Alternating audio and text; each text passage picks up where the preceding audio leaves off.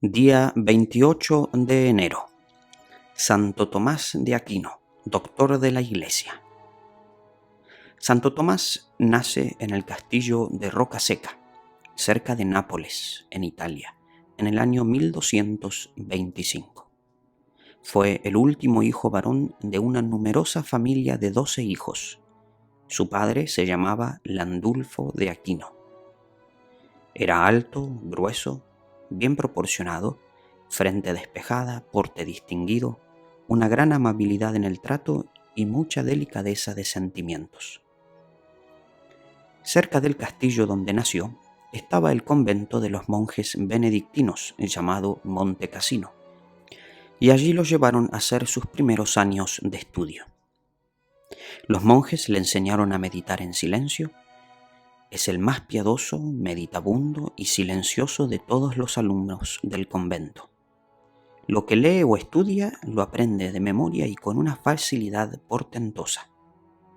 Continúa sus estudios luego más adelante por 5 años en la Universidad de Nápoles, y allí supera a todos sus compañeros en memoria e inteligencia. Conoce allí a los padres dominicos y se entusiasma por su comunidad. Quiere entrar de religioso, pero su familia se opone rotundamente. Santo Tomás entonces huye con los padres dominicos hacia Alemania, pero por el camino lo sorprenden sus hermanos que viajan acompañados de un escuadrón de militares y lo ponen preso para que no se vaya de religioso con los padres dominicos. No logran quitarle el hábito de dominico, pero lo encierran en una prisión en el castillo de Rocaseca, el castillo de su familia. Tomás aprovecha su encierro de 2 años para aprender de memoria muchísimas frases de la Santa Biblia y para estudiar muy a fondo el mejor tratado de teología que había en ese tiempo y que después él explicará muy bien en la universidad. Sus hermanos, al ver que por más que le ruegan y le amenazan, no logran quitarle la idea de seguir de religioso, le envían entonces una mujer de mala vida para que lo haga pecar, y así Santo Tomás desista a su idea de ser religioso. Pero Tomás toma en sus manos un tizón encendido y se lanza contra la mala mujer, amenazándola con quemarle el rostro si se atreve a acercarse más. Ella entonces sale huyendo y así, al vencer Santo Tomás las pasiones de la carne, logró la Iglesia Católica conseguir un gran santo. Si este joven no hubiera sabido vencer la tentación de la impureza en ese momento, no tendríamos hoy a este gran doctor de la Iglesia. Esa noche contempló en sueños una visión celestial de un ángel que venía a felicitarlo y le traía una estola en señal de la virtud de la pureza que le concedía nuestro Señor.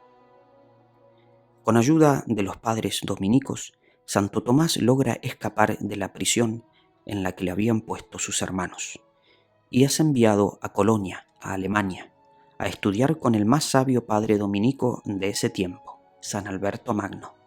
Al principio los compañeros no imaginaban la inteligencia que tenía Santo Tomás y al verlo tan robusto y siempre tan silencioso en los discursos, le pusieron el apodo el buey mudo. Pero un día, uno de sus compañeros leyó los apuntes de este joven estudiante y se los presentó a un sabio profesor, que era San Alberto Magno, y este, al leerlos, les dijo a los demás estudiantes: ustedes lo llaman buey mudo, pero este buey llenará un día con sus mugidos el mundo entero. Y así sucedió en verdad. Sus compañeros de ese tiempo dijeron este comentario: la ciencia de Tomás es muy grande, pero su piedad es más grande todavía. Pasa horas y horas rezando, y en la misa, después de la elevación, parece que estuviera en el paraíso, y hasta se le llena el rostro de resplandores de vez en cuando mientras celebra la Eucaristía. A los 27 años, en 1252, ya es profesor de la famosísima Universidad de París. Sus clases de teología y filosofía son las más concurridas de la universidad. El mismo rey rey santo, San Luis Rey de Francia, lo estima tanto que lo consulta en todos los asuntos de importancia. Y en la universidad es tan grande el prestigio que tiene y su ascendiente sobre los demás, que cuando se traba una enorme discusión acerca de teología o filosofía y no logran ponerse de acuerdo, al fin los dos bandos aceptan que sea Santo Tomás de Aquino el que haga de árbitro y diga la última palabra, y lo que él dice es aceptado por todos sin excepción. En 1259, el sumo pontífice lo llama a Italia, y por 7 años recorre el país predicando y enseñando, y es encargado de dirigir el Colegio Pontificio de Roma para jóvenes que se preparan para puestos de importancia especial. En 4 años escribe su obra más famosa, la Summa Theologica, obra portentosa de 14 tomos, donde a base de la Sagrada Escritura, de la filosofía, teología y doctrina de los santos, va explicando todas las enseñanzas católicas. Es lo más profundo que se haya escrito en la Iglesia católica. En Italia la gente se golpeaba para escucharle con gran respeto como a un enviado de Dios, y lloraban de emoción al oírle predicar acerca de la pasión de Cristo, y se emocionaban de alegría cuando les hablaba de la resurrección de Jesús y la vida eterna que nos espera. El romano pontífice le encargó que escribiera los himnos para la fiesta de Corpus Christi, y compuso entonces esos himnos tan conocidos por nosotros, el Pange Lingua y el Tantum Ergo, y otros bellísimos cantos a la Eucaristía. Dicen que el Santo Padre encargó a Santo Tomás y a San Buenaventura que cada uno escribiera unos himnos, pero que mientras oía leer los himnos tan bellos que había compuesto Santo Tomás, San Buenaventura fue rompiendo los que él mismo había redactado, porque los otros le parecían mucho más hermosos. Después de haber escrito tratados hermosísimos acerca de Jesús en la Eucaristía, sintió Tomás que Jesús le decía en una visión: «Tomás, has hablado bien de mí. ¿Qué quieres a cambio?» Y el santo respondió: «Señor, lo único que quiero es amarte mucho y agradarte cada vez más». Pocos meses antes de morir, tuvo una visión acerca de lo sobrenatural y de lo celestial, y desde entonces dejó de escribir. Preguntado por el hermano Reinaldo, su secretario y gran ayudante, acerca de la causa por la cual ya no escribía más, él exclamó: «Es que, comparado con lo que vi en aquella visión, lo que he escrito es muy poca cosa». Santo Tomás logró que la filosofía de Aristóteles llegara a ser parte de las enseñanzas de la Iglesia Católica. Este santo ha sido el más famoso profesor de filosofía que ha tenido la Iglesia. Tan importantes son sus escritos que en el Concilio de Trento, un concilio importantísimo para la Iglesia, los 3 libros de consulta que había sobre la mesa principal eran estos: la Sagrada Biblia, los decretos de los papas y la Summa Theologica de Santo Tomás de Aquino. Decía nuestro santo que él había aprendido más arrodillándose delante del crucifijo que en la lectura de los libros. Su secretario, Reinaldo, afirmaba que la admirable ciencia de Santo Tomás provenía más de sus oraciones que de su ingenio.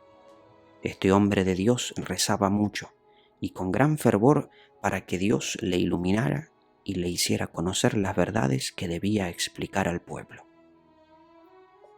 Cumplía exactamente aquel consejo de San Pablo: consideren superiores a los demás. Siempre consideraba que los otros eran mejores que él. Aún en las más acaloradas discusiones exponía sus ideas con tal calma que jamás se oyó llevar por la cólera aunque los adversarios lo ofendieran fuertemente, y nunca se le oyó decir alguna cosa que pudiera ofender a otro. Su lema en el trato era aquel mandado por Jesús: tratad a los demás como deseáis que los demás os traten a vosotros. Y su devoción por la Virgen María era grandísima. En el margen de sus cuadernos escribía: «Dios te salve María», y compuso un tratado acerca de la Virgen María, bellísimo y muy profundo. El sumo pontífice lo envió al concilio de Lyon, pero por el camino se sintió mal y fue recibido en el monasterio de los monjes cistercienses en la abadía de Fossanova. Cuando le llevaron por última vez la Sagrada Comunión, exclamó: «Ahora te recibo a ti, mi Jesús, que pagaste con tu sangre el precio de la redención de mi alma. Todos mis estudios y trabajos han sido por tu amor.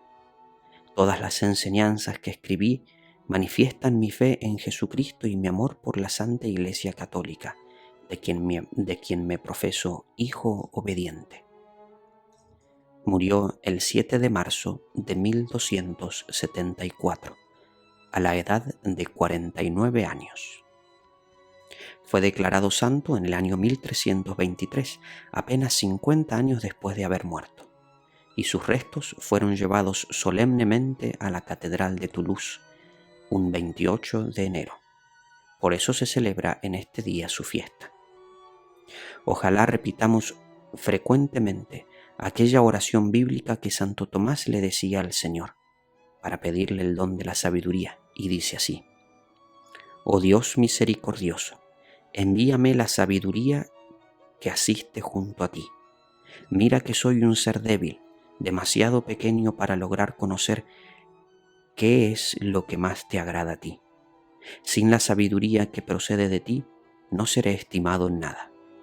Contigo está la sabiduría que te asistió cuando creabas el mundo, la sabiduría que nos enseña qué es lo más grato a tus ojos y lo que más nos conviene hacer.